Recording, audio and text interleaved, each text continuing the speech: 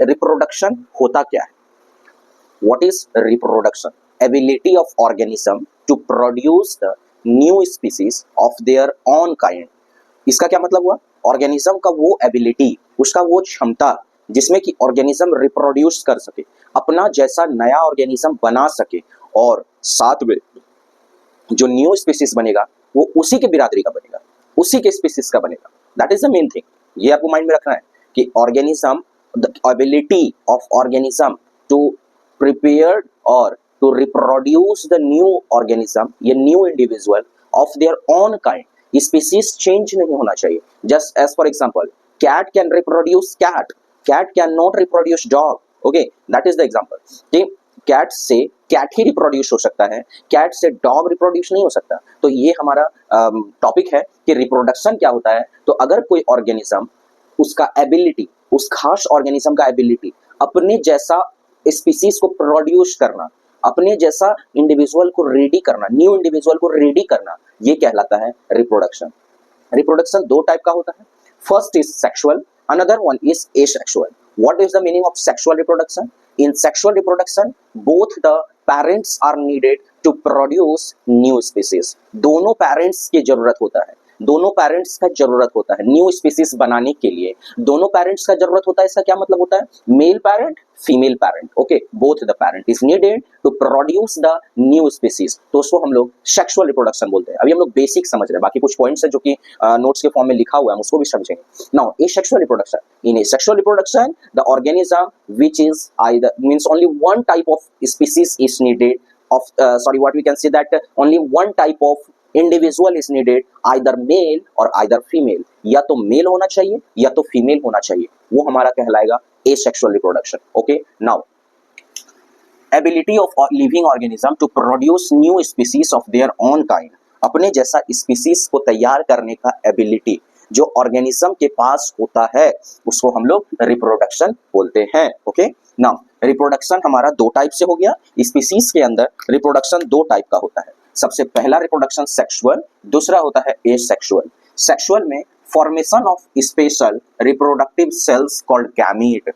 जो sexual reproduction होता है उसमें ये बोल सकते हैं कि स्पेशल रिप्रोडक्टिव सेल्स का फॉर्मेशन होना. स्पेशल रिप्रोडक्टिव सेल्स का फॉर्मेशन होना, इसका क्या मतलब हो गया? बोले तो गैमीट्स का फॉर्मेशन, जैसे कि मेल बॉडी में मेल गैमीट, फीमेल बॉडी में फीमेल गैमीट. तो वो मेल गैमीट और फीमेल गैमीट का प्रोडक्शन होना, ये कहलाता है सेक्सुअल रिप्रोडक्शन का एक what we can say differences. Second one is gamete do not produce in asexual reproduction, there is no formation of gamete. Sir, what is gamete? Gamete is the sex cell which is produced in male and which is produced in female also. In male, name of that gamete is sperm. In depend upon individual to individual. Plants में इसका different नाम होता है, animals में इसका different नाम होता है. ये depend करता है. Plants के अंदर आप pollen grain पढ़े होंगे. Plants के अंदर female में stigma style ovary पढ़े होंगे simultaneously. Okay, male, female के अंदर ovary. Okay, ovary. So this is the name of gamete which is produced by individual of sexual reproduction. Okay, this I have taken the example in animals. Gametes do not produce. Okay, now because they are asexual reproduction, इसको अकेला ही काम चल जाएगा. बोले तो उसके body में ही self division capability होता है. बॉडी उसका खुद डिवाइड कर सकता है. जैसे आप देख सकते हैं binary fission, multiple fission, fragmentation, budding, regeneration, spore formation, vegetative propagation. This all are the type of asexual reproduction. ये टाइप है एसेक्सुअल रिप्रोडक्शन का. और एसेक्सुअल रिप्रोडक्शन के दौरान ये जो आप डिफरेंट आप स्टेप्स देखिए, सातों step, fragmentation, binary fission etcetera, they on build, they have their body capability to divide. They this ability of the organism have developed in their body. उसके बॉडी में ही डेवलप होता है. जैसे अमीबा बाइनरी फिजन करके grow करता है, मतलब pseudopodia ने ग्रो हुआ, सीडोपोडिया के साथ उसका बॉडी डिवाइड करता है कुछ समय के बाद. So that is a part. Sexual reproduction में क्या होता है कि उसके पास सेल्फ बिल्ड कैपेसिटी होता है. इन सेक्सुअल रिप्रोडक्शन स्पीसीज का गैमेट्स प्रोडक्शन होना बहुत जरूरी है. Because if there is no gamete, then how the species will what we can say that grow और reproduce the new species. They do not have this type of what we can say that properties to inbuilt the new species, new individual of same kind. Okay, both sex involves. इसके अंदर दोनों sex होना जरूरी है, चाहे वो mail हो चाहे वो female. both sexes needed to grow the new body. Okay, now next I'm going to start binary fission. Step by step we will see this 7 step, how this 7 step is occurs in the body of a sexual reproduction organism. और binary fission की बात करेंगे तो इसका example होता है amoeba, पारामीशियम और bacteria. ये हो गया। इसमें क्या होता है, commonly in unicellular organism, obvious सी बात है binary fission एक एसेक्सुअल मोड ऑफ रिप्रोडक्शन है, और हम लोग जानते हैं कि asexual mode of reproduction plants में भी होता है और एनिमल्स में भी होता है, बट कुछ लिमिटेड है, सारे में नहीं। कुछ मैक्सिमम प्लांट हैं जिसमें कि सेक्सुअल मोड ऑफ रिप्रोडक्शन होता है, लेकिन कुछ जो छोटे वर्ग के प्लांट हैं, जो बहुत छोटे वर्ग के प्लांट हैं, उसमें हम लोग को फिलहाल अभी तक यूनिसेल्युलर ऑर्गेनिज्म लगभग जितने हैं उसमें एसेक्सुअल मोड ऑफ रिप्रोडक्शन देखने को मिलता है। ओके, उसी तरह हम कुछ बात करते हैं बाइनरी फिजन के बारे में। Binary fission is not the organism. Binary fission is the process which is occurred in an organism. Which organism? Amoeba, Paramecium, bacteria. Just I am taking the example of amoeba. Okay. जैसे मान के चलिए कि एक amoeba हो गया, okay, ये इसका न्यूक्लियस हो गया। अब ये एक्चुअली डिवाइड कैसे करेगा कि अमीबा, बहुत छोटा सा काम है, ये समझिएगा। अमीबा सबसे पहले अपने न्यूक्लियस को डिवाइड करता है। ये अपने न्यूक्लियस पहले अपना थोड़ा साइज बड़ा किया। When they will divide, when they body gets mature, जब इसका जो बॉडी है अमीबा का, ये जब मैच्योर कर जाता है, जब ये रिप्रोडक्शन के कैपेबल हो जाता है, उस टाइम में इसका बॉडी सबसे पहला न्यूक्लियस को डिवाइड करता है। और बच्चे, अगर ये सबसे पहले न्यूक्लियस को डिवाइड करेगा, यहाँ पे एक न्यूक्लियस था, यहाँ पे ये न्यूक्लियस, कुछ एक न्यूक्लियस यहाँ हम डायरेक्टली बना रहे हैं, ये कुछ ऐसे करके बनता है सबसे पहले। ओके, हम डायरेक्टली बना दिया, यहाँ पे छोटा स्पेस है इसलिए। ये एक न्यूक्लियस दो न्यूक्लियस में डिवाइड हुआ। जब ये दो न्यूक्लियस में डिवाइड होता है तो आप लोग एक नाम याद रखना है, साइटोकाइनेसिस, और दूसरा होता है कैरियोकाइनेसिस। में भी आपको एग्जाम में टेक्निकल टर्म पूछ दिया जाए कि साइटोकाइनेसिस और कैरियोकाइनेसिस के बारे में, तो आप लोग यहाँ ध्यान रखना है आप लोग को कि साइटो मींस सेल, काइनेसिस एक ही टर्म है। ओके, काइनेसिस यहाँ भी काइनेसिस है। कैरियो मींस न्यूक्लियस, तो सेल का डिवीजन साइटोकाइनेसिस, न्यूक्लियस का डिवीजन कैरियोकाइनेसिस। इस चीज को आपको ध्यान रखना है। Okay, now I'm rubbing this because we have not sufficient space here. Okay, now amoeba just divided their nucleus into two parts. Why they have divided nucleus? Because their body is capable for reproduction, and if their body is capable for reproduction, then the first stage nucleus becomes twice after that, and if nucleus is divided, then what we can say that karyokinesis is occur. Now after again in third step cytokinesis will occur. Okay, जैसे कि हम देखेंगे ये ऐसे amoeba हो गया ऐसे करके। ओके, वन न्यूक्लियस यहाँ, वन न्यूक्लियस यहाँ, यहाँ से जो बॉडी है इसका मतलब कि न्यूक्लियस तो पहले ही डिवाइड हो चुका। Karyokinesis happens earlier, now cytokinesis is going to happen.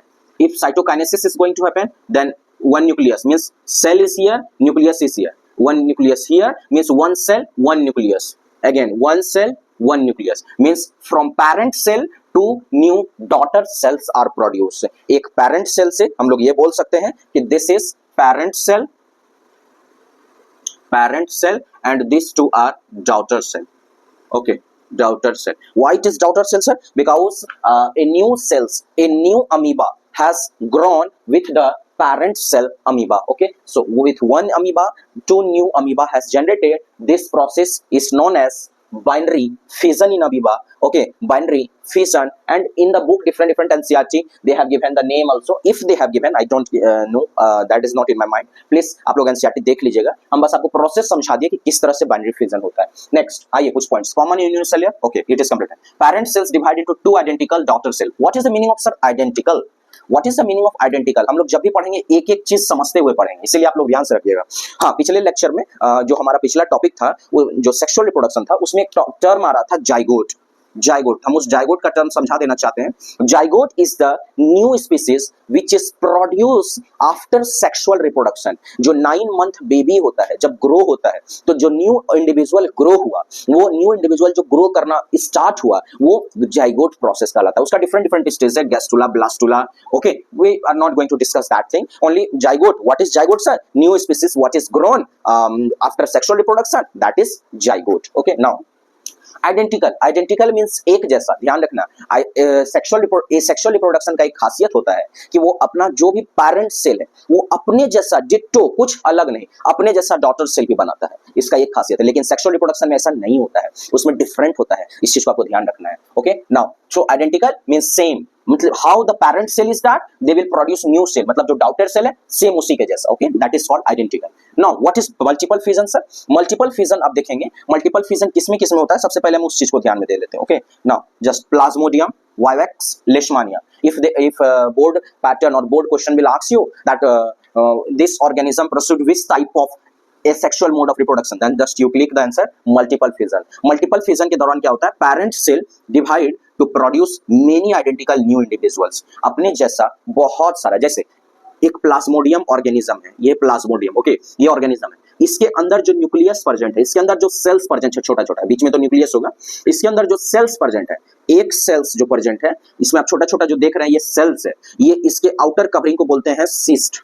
Cyst बोले तो tough covering, hard covering, that is known as cyst, okay, please keep in the mind cyst. अब क्या हुआ कि ये हम एक का दिखा रहे हैं, ओके, सेम सब में इसी तरह हो कि एक सेल है यहाँ पे, इसको हम दिखा रहे हैं, एक सेल है, इसके अंदर जो भी हमारा गैमेट्स या फिर छोटा छोटा प्लाज्मोडियम प्रेजेंट है, ये सिस्ट जब मैच्योर करता है क्या होता है ना, ये एक बाउंड्री है, मैच्योर होता है, इसका क्या मतलब है सर, ये एक बाउंड्री है, इस बाउंड्री जैसे एक रूम है, उस रूम का कैपेसिटी है 50 आदमी का, हम उसमें 60 आदमी देते जाए, या फिर बैलून से एग्जांपल ले लेते हैं, रूम से तो नहीं होगा क्योंकि इसमें ब्लास्ट होने का एग्जांपल होना चाहिए, तो रूम तो ब्लास्ट होता नहीं है। जैसे अगर हम ऐसा करें कि एक बैलून ले लें, छोटा सा बैलून ले लें, जैसे हैप्पी बर्थडे वाला बैलून जो आता है फॉर एग्जांपल, उस टाइप का हम लोग बैलून ले लें, उसके अंदर क्या करें, एयर को फिल कर दें, तो एयर तब तक उसमें फिल होगा जब तक पूरा उसका स्पेस फिलअप ना कर जाए, उसके बाद अगर एयर देंगे तो वो बैलून ब्लास्ट कर जाएगा। तो सेम यही चीज होता है कि जब समझो कि एक बैलून है, इसके अंदर छोटा छोटा प्लाज्मोडियम ग्रो कर रहा है, करते जा रहा है, और जब करते जा रहा है एक समय ऐसा आता है कि ये पूरा जो आउटर कवरिंग है, हार्ड कवरिंग है, ये ब्लास्ट कर जाता है, और ब्लास्ट करने के बाद इसी को बोलते हैं हम लोग सिस्ट, और जब ब्लास्ट करता है तो ये पूरा फट के बाहर आता है, तो यही हो गया cyst break and daughter cell release. तो इसके अंदर से जो डिफरेंट डिफरेंट डॉटर सेल है, तो आप देख सकते हैं यहाँ पे ये वाला सिस्ट जो है, ये वाला जो सिस्ट है ये ब्रेक हुआ है, और ब्रेक होने के बाद बहुत सारा डॉटर सेल बाहर आके फैल गया है, मतलब स्कैटर्ड हो गया है, okay, that is known as multiple fission, इसी को बोलते हैं हम लोग मल्टीपल फिजन, ठीक है।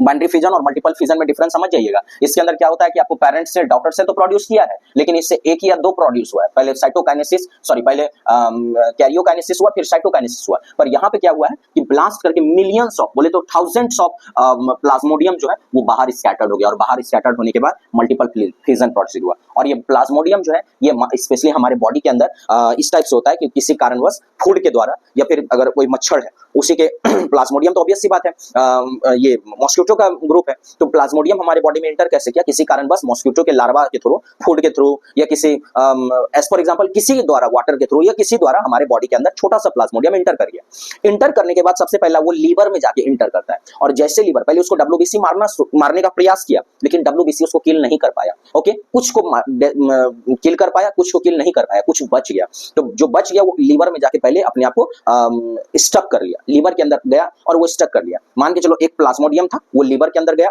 और स्थिर हो गया, और यही प्लाज्मोडियम 10 दिन 5 दिन 6 दिन इस टाइप का समय लेके पहले वो ग्रो करता है, इसका अंदर का सेल ग्रो करता है। जब उसका अंदर का सेल ग्रो करता है लीवर के अंदर, ब्लड में तो नहीं कर पाएगा क्योंकि ब्लड में हमारा डब्ल्यूबीसी प्रेजेंट है, उसको जिंदा नहीं रहने देगा, तो वो भाग के लीवर के अंदर चला गया, ओके भाई, सबको अपना रास्ता पता होता है, सब चोर को अपना रास्ता पता होता है कहाँ छिपना है, तो सेम उसी तरह का प्लाज्मोडियम हमारे बॉडी में एक चोर की तरह है, उसको अपना रास्ता पता है कि लीवर में हमको सबसे पहले जाके स्टक होना है। अब क्या हुआ, जब ये लीवर के अंदर स्टक हुआ तो वो जाके अपना पहले ग्रोथ हुआ, ग्रोथ किया, ग्रोथ करते करते करते करते पूरा ये उसका बॉडी जो है वो फिलअप हो गया, और जैसे फिलअप हुआ तो एक समय ऐसा आया कि पूरा रैप्चर हो गया, और रैप्चर होने के बाद हजारों मिलियंस ऑफ प्लाज्मोडियम का छोटा छोटा सेल्स पूरे बॉडी में स्कैटर्ड हो गया, और जब स्कैटर्ड हो गया तो वो सिस्ट जो है उसका जो हार्ड कवरिंग है वो ब्रेक हुआ, और ब्रेक होने के बाद पूरा बॉडी में छितरा गया, और जब वो स्कैटर्ड हो गया पूरे बॉडी में तो फिर हमारे को या फिर जो ऑर्गेनिज्म है उसको वो बीमारी काउज करने लगा। अब देखना उसके बाद मल्टीपल फिजन ये हो गया, जो कि हमारे बॉडी में कैसे होता है आपको हम थोड़ा बहुत समझा दिए, बाकी डिटेल्स के लिए आप लोग एनसीईआरटी प्रेफर कीजिएगा,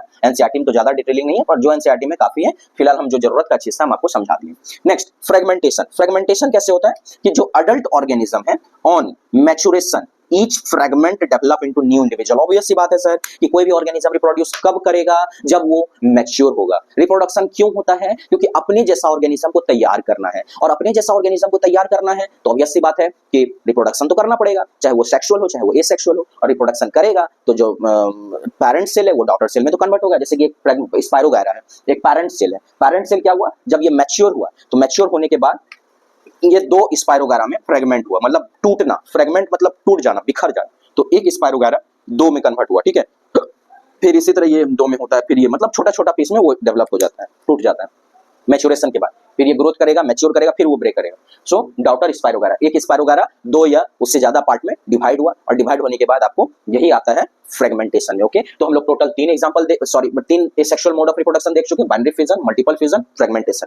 कोई भी डाउट हो इसमें आपको, आप बिल्कुल कमेंट सेक्शन में पूछ सकते हैं। बिल्कुल आपको जब भी हम कमेंट सेक्शन का डाउट देखेंगे, तुरंत एटलीस्ट उस डाउट को क्लियर करने का कोशिश करेंगे। वैसे तो हम एक्टिवेट ही रहते हैं कमेंट सेक्शन में, तो इसलिए आप प्रयास करेंगे कि कोई भी डाउट हो आप बिल्कुल पूछ सकते हैं। और फिर भी आपको कोई टॉपिक लग रहा है कि हमको समझना चाहिए, तो बिल्कुल कमेंट सेक्शन में जाइए। और अगर कमेंट में आपको नहीं करना है तो आप इंस्टाग्राम पे कर सकते हैं, या फिर आपको लग रहा है कि और भी इस टाइप का कोई डाउट है इस और ये सेक्सुअल मोड ऑफ रिप्रोडक्शन या कोई भी टॉपिक है, पहले हम चैप्टर को कवर कर रहे हैं पार्ट बाय पार्ट। पहले आज 3 हुआ, फिर इसको नेक्स्ट पार्ट में हम 3 कर देंगे ताकि ये वीडियो लंबा ना हो, इसी कारण बस 3 कर देंगे। और एक 4 बच गया, सॉरी 7 है ना टोटल, तो 7 में से 3 हो चुका है ऑलरेडी, 4 को नेक्स्ट पार्ट में कर देंगे। उसी हिसाब से और भी कोई डाउट होगा, धीरे धीरे हम आपका ये पूरा हाउ डू ऑर्गेनिज्म रिप्रोड्यूस पूरा चैप्टर खत्म करने वाले हैं। ओके, तो आप लोग मस्त से पढ़ें, और कोई भी डाउट हो तो बिल्कुल बेहिचक पूछें। फिर जब चैप्टर खत्म हो जाएगा तो उसके बाद हम लोग प्रयास करेंगे कि क्वेश्चन जो सैंपल पेपर होता है उसको डिस्कस करने का इस चैप्टर से related. Okay, thank you, God bless you.